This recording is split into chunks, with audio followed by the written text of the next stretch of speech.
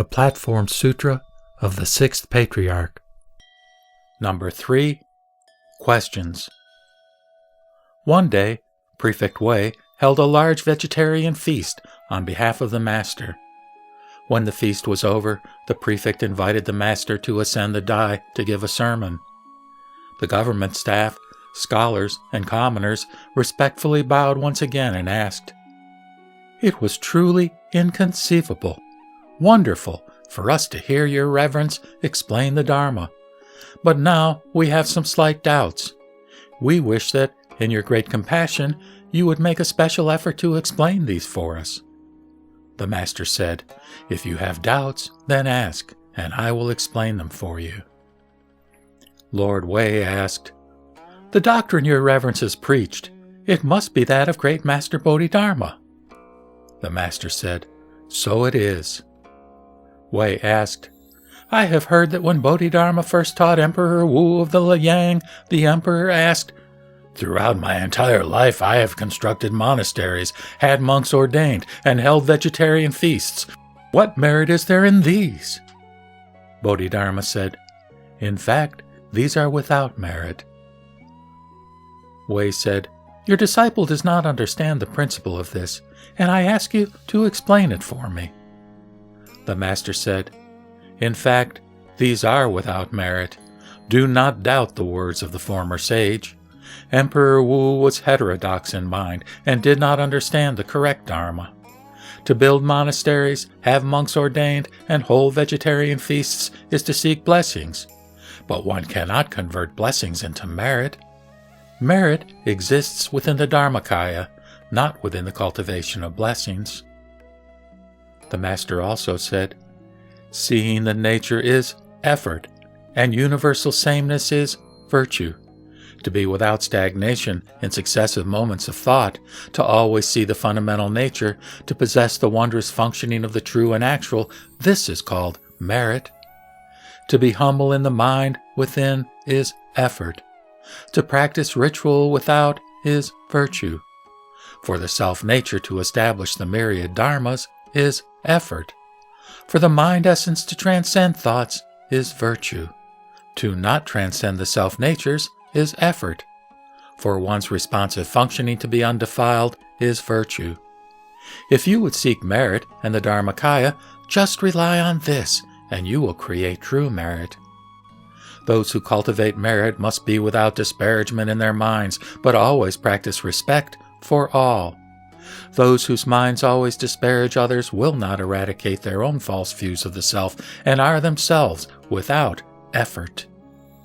Those who consider the self-natures to be empty and false are themselves without virtue. It is only because they consider themselves to be great that they always disparage everyone else. Good friends, to be without any suspension of one's continuous thoughts of inner humility, etc., is effort. For the mind to practice universal directness is virtue. To cultivate the nature oneself is effort. To cultivate the body oneself is virtue. Good friends, merit must be seen within the self-natures. It cannot be sought in donations and offerings. Therefore, blessings and merit are different. Emperor Wu did not understand the truth of this. It was not that our Patriarch Bodhidharma was wrong. Prefect Wei asked further, "Your disciple always sees monks and lay people practicing mindfulness of the Buddha Amitabha and wishing for rebirth in the Western paradise. Please explain this. Are they reborn there or not? Please eliminate my doubts." The master said, "Your lordship, listen well. I will explain this for you. When the world-honored one was in Sravasti, he taught about the Western paradise in order to entice the sentient beings of Sravasti to practice Buddhism. The text of the scripture is very clear in saying that the Western paradise is, quote, not far from here. If you wish to discuss it, then the 10,000s and 8,000s of li from here to the Pure Land are the 10 evils and 8 heterodoxies within the body. This is the explanation of the Pure Land as distant. The explanation of it as distant is done on behalf of those with inferior capacities, while the explanation of it as close is for those of superior capacities. Although there are two types of people, there are not two different dharmas. Although deluded and enlightened people are different, it is only that there is slow and fast in seeing. The deluded person recites the Buddha's name and seeks for rebirth in that other location, while the enlightened person purifies his mind. Therefore the Buddha said, quote, "As the mind is purified, so is the Buddha land purified." Close quote. Your Lordship, you are a person of the East. If only your mind is pure, you will be without transgression. But persons of the West are impure of mind and are in error. When a person of the East commits a transgression, he may recite the Buddha's name and seek rebirth in the Western land. But when a person of the West commits a transgression, in what country should he seek rebirth when reciting the Buddha's name? Stupid ordinary people do not comprehend their self-natures, and they do not recognize that the Pure Land is within their own bodies.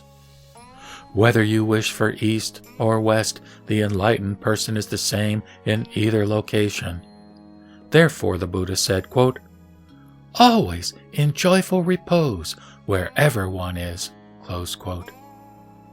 Your Lordship, just have your mind ground be without that which is not good, and the Western paradise will not be far off.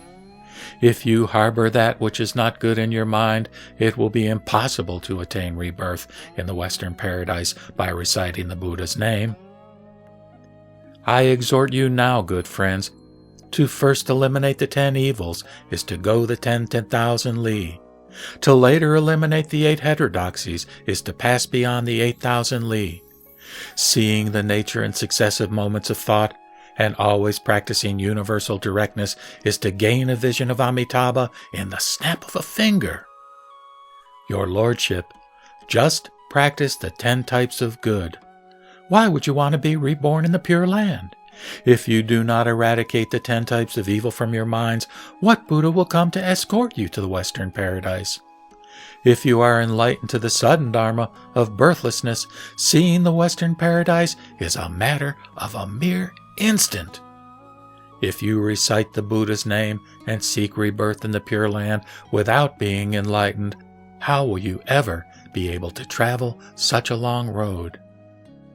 I will move the Western paradise for you in an instant, so you will be able to see it right in front of you. Do you all want to see it or not? Those in the assembly all bowed their heads to the ground and said, "If we could see it here, how could we then want to be reborn there? We ask that in your reverence's compassion you manifest the Western paradise for us all to see." The Master said, "All of you in this great assembly understand that the very form bodies of people in this world are the city walls of the Pure Land. Your eyes, ears, nose, and tongue are the gates of the Pure Land. Externally, you have 5 gates, and within is the gate of the sensory mind. The mind is the ground, and the nature is the king. The king resides on the mind ground, and the nature exists just as a king exists. When the nature goes, the king is absent. When the nature is present, the body and mind continue. When the nature departs, the body disintegrates. Buddha acts within the nature. Don't look for it outside your bodies. When one is deluded as to the self-nature, one is a sentient being. But when one realizes the self-nature, one is a Buddha. Compassion is Avalokiteshvara. Joy and equanimity are Mahastama Prapta. The ability to purify is Sakyamuni, and universal directness is Amitabha. The self is Sumaru. Desire is the ocean's water, and the afflictions are the waves. The poisons are the evil dragons, the falseness are the ghosts and spirits, the enervating defilements are the fishes, lust and anger are the hells, and stupidity is the animals. Good friends, if you always practice the 10 types of good, you will go to heaven.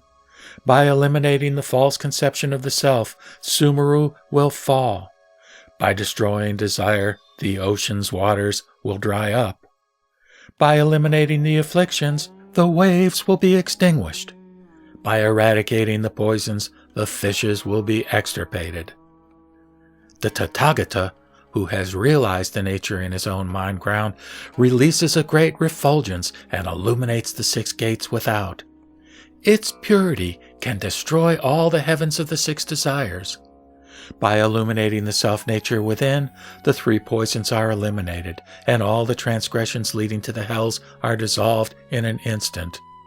Clearly penetrating within and without, it is no different from the Western paradise. If you do not cultivate in this fashion, how could you ever arrive there? When those in the great assembly heard this explanation, they all saw their natures.